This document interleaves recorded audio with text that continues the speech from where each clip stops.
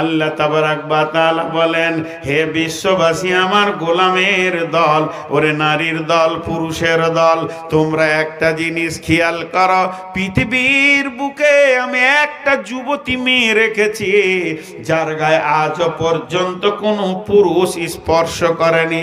ওই মেয়েটার নাম, কত দামি মেয়ে, ওটা ইমরানে নবীর বেটি মারিয়াম। ইমরান নবীর বেটি মারিয়াম।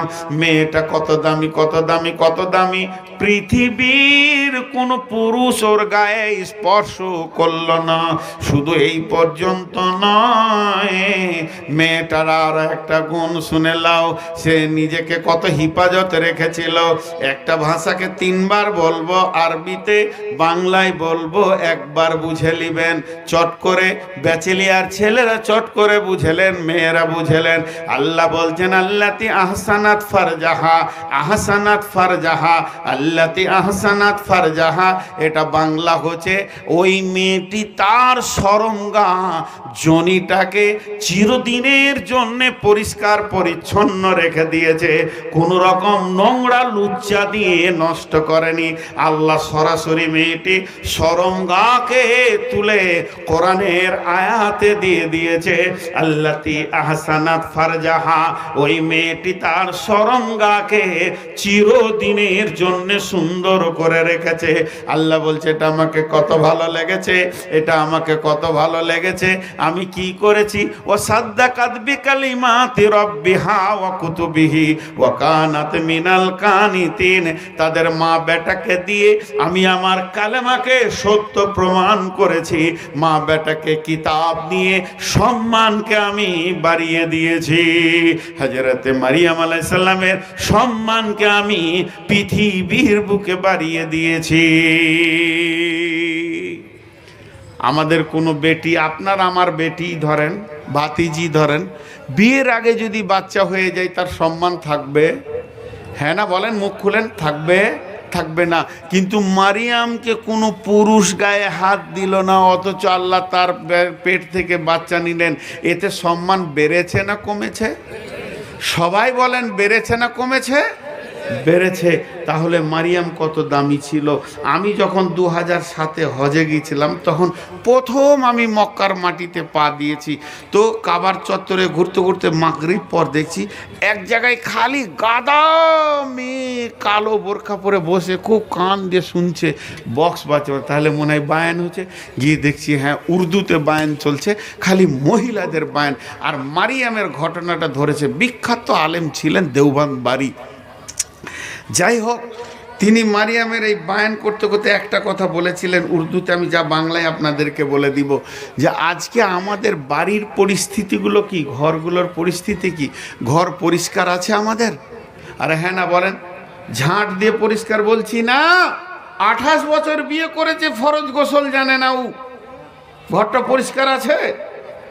বলেন, ওই ঘরে ফেরেশতা ঢুকবে? হজ করে চলে আসলো আমার সঙ্গে, জিজ্ঞাসা করছি, ভাই তুমি ফরজ গোসল কি জানো? বলে, কি বুঝি না, ফরজ গোসল বুঝি না। টাকা আছে, হজ করেছে, 8টা ছেলের বাপ, হাজি সাহেব বর্ধমানে, ফরজ গোসল জানে না। এরকম আপনার দিনাজপুরে দেখিয়ে দেবো 20-25টা হাজি নিয়ে আসেন, গোসলের ফরজ জানে না, টাকার কঁতকঁতানি ছিল, মক্কা ঘুরে চলে এসছে, ঘর নোংরা হয়ে আছে। কিন্তু তিনি বায়ান করতে করতে বলছে, আজকে আমাদের ঘর নোংরা, যেখানে জিবরাইল আসবে না, ফেরেশতা আসবে না। ও মারিয়াম, তোমার কি খুবই বায়ান করব। তুমি যে কত দামি মহিলা, তোমার বেডরুমে নয়, ঘরে নয়, খাবার ঘরে নয়, ডাইনিংয়ে নয়, তোমার গোসলখানাতে জিবরাইলের মতো ফেরেশতা দাঁড়িয়ে আছে। তাহলে তুমি কত দামি মেয়ে। গোসলখানায় মেয়েদের শরীরে কাপড় বেশি থাকে না, হালকা হালকা থাকবে। মারিয়াম গোসলের জন্য রেডি হয়ে গোসল শুরু করেছে, আর দেখছে একটা সুন্দর নওজোয়ান যুবক দাঁড়িয়ে আছে। মারিয়াম বলছে, যুবক, তোমার থেকে আমি পানা চাইছি, তুমি আমার গায়ে হাত দেবে না।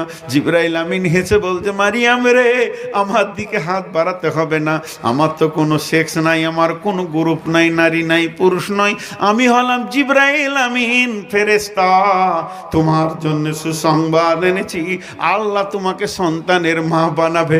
মারিয়াম তো মুখ লাল হয়ে গেল, চিন্তিত হয়ে গেল, আমাকে পৃথিবীর কোনো পুরুষ হাত দিল না, আমার পেটে যদি সন্তান হয় তাহলে এই মুখটা দেখাবো কোথা, যাব কোথা, জানকে রাখবো কোথা, এই বলে তিনি চিন্তিত হয়ে গেলেন।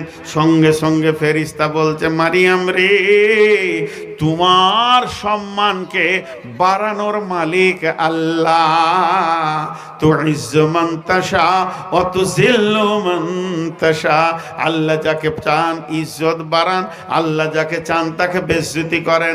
অত মারিয়াম তুমি চিন্তা করো না তোমার ইজ্জত কি করে উপরে উঠবে, এ বিষয়টা আমার রব দেখবে, অতএব তোমার কোনো চিন্তা নাই। মারিয়ামের গায়ে ফুঁক মেরে দিল, একবারে 9 মাসের ডেলিভারি হয়ে গেল। এবার আমার আল্লাহ বললেন, মারিয়াম তুমি মুখটা বন্ধ করে লাও। আর ঈসা আলাইহিস সালামের মুখটা খুলে দিলেন। হযরত ঈসা আলাইহিস সালাম বলতে শুরু করলেন, আমার মাকে কেউ খারাপ বলবে না, আমি ঈসা রূহুল্লাহ, আমি হলাম আল্লাহর প্রেরিত দূত বা নবী। আল্লাহ তাবারক ওয়া তাআলা বলেন, ও যুবতীর দল, তোমরা এখান থেকে কি জ্ঞান নেবে? ও যুবতীর দল, যাদের এখনো কোনো স্বামী এলো না, গায়ে হাত দেওয়ার মতো কোনো পুরুষ এলো না, তুমি কি করে এখান থেকে জ্ঞান নেবে? এখান থেকে তুমি জ্ঞান নাও। মারিয়াম তার সতীত্বের গ্যারেন্টি দিয়েছে, আল্লাহ তার পেটের ভিতর থেকে নবী নিয়েছে, আল্লাহ এটা জ্ঞান দিতে চাইছে। আজও যদি তোমরা সতীত্বের গ্যারেন্টি দাও, তোমার পেটের ভিতর থেকে আল্লাহ বড় বড় ওলি আল্লাহকে জন্ম দেবে। কাগজের থালা দেখেছেন? ভাত খাওয়া কাগজের থালা,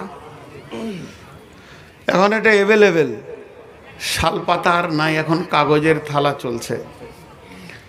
বাস ওয়ান টাইম ইউজ, ঠিক আছে, আমি খেতে পারি না, আমার ভাত উঠে না, ঠিক মনে হয় যেন মাটিতে হাত দিছি, এটা অভ্যাসের কারণে। তো কাগজের থালা মানুষ কি করে? তাতে ভাত খায়। কাগজের থালায় মানুষ কি করে? এতগুলি লোক চুপ করে আছেন গো, আমি প্রশ্নবাচক কথা বলছি তাও চুপ করে আছেন। এখন যদি একটা বাজে খিস্তি করে গাল দিয়ে দিতে চুপ থাকবেন, ওইখানে বলে তখন যদি 20 জন বলে চুপ করেন চুপ করেন, আর চুপ হবে না।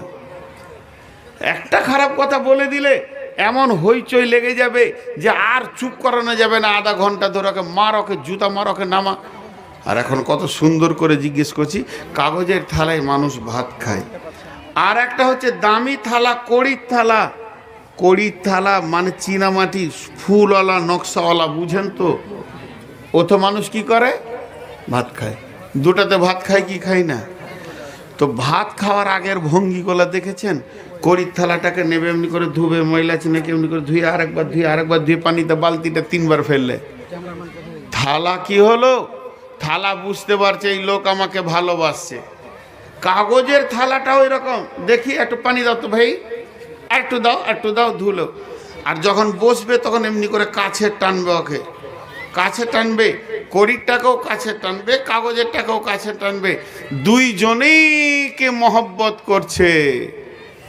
কিন্তু খাওয়া হয়ে গেলে কাগজের থালাটা এমনি করে ধরে ডাস্টবিনে ফেলে দেবে। আর কড়ির থালাটা, কথা বলেন আমার সঙ্গে, কড়ির থালাটা ভালো করে ধুবে, সাবান দিয়ে ধুবে, গামছা দিয়ে মুছবে, তারপরে শোকেসে রাখবে। এই দুটা কি এক? কথা বলে না, দুটা কি এক? মা আমার, বোন আমার, যতগুলো ব্যাচেলিয়ার মেয়ে আছেন ভালো করে শুনেলেন, একটা হলো কাগজের থালা, একটা হলো কড়ির থালা। স্ত্রী হলো কড়ির থালা, আর প্রেমিকা হলো কাগজের থালা। খাওয়া হয়ে গেলে তোমাকে ছুঁড়ে ফেলে দিবে। লুচ্চাদের কাছে তুমি যেও না, আর স্ত্রী হও, তোমাকে ভালোবাসবে, কাছে রাখবে। তো আল্লাহ তাবারক ওয়া তাআলা যুবতীদেরকে মারিয়ামকে দিয়ে একটা জ্ঞান দিলেন।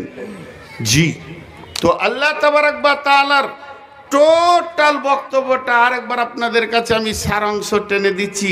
সেটা হচ্ছে কি, আমি শুরু করেছিলাম এই পৃথিবীকে আল্লাহ নারী পুরুষকে দিয়ে আবাদ করেছেন, আর এই পৃথিবীটা নারী পুরুষের সম্পর্কটা স্বামী স্ত্রীটা জান্নাতে হয়েছে, বাকি সব পৃথিবীতে এসে আত্মীয়তা হয়েছে, এগুলো একদিন ধ্বংস হয়ে যাবে। তবে জান্নাতে যাওয়ার পর সবারই জান্নাত আলাদা আলাদা হবে, স্বামী স্ত্রী গেলে একই জান্নাতে থাকবে। স্বামী স্ত্রীর মধ্যে দুটি ভাগ রয়েছে, কারো স্বামী ভালো কারো স্বামী খারাপ। স্বামী যদি ভালো হয় তো স্ত্রী তার জন্য যে জান্নাত চলে যাবে তা না, নিজের আমল করতে হবে, আমলের খারাপই থাকলে জাহান্নাম চলে যাবে। পক্ষান্তরে স্বামী যদি খারাপ হয় তার জন্য স্ত্রীকে আল্লাহ জাহান্নাম দেবেন না, সে যদি নিজের আমল করে তো জান্নাত পেয়ে যাবে। তাহলে কি ব্যাচেলিয়ার মেয়েগুলো যা মন তাই করবে?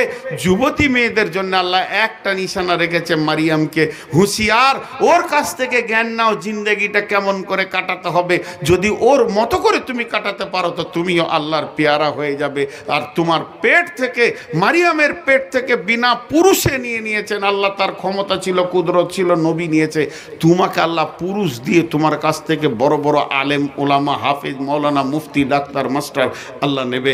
বিধায় সতীত্বের গ্যারেন্টি আল্লাহকে দিতে হবে। এত দূর ছিল আমার বায়ান, কিন্তু আমি বায়ান এখনো শেষ করিনি। জাস্ট 1 মিনিট বলছি।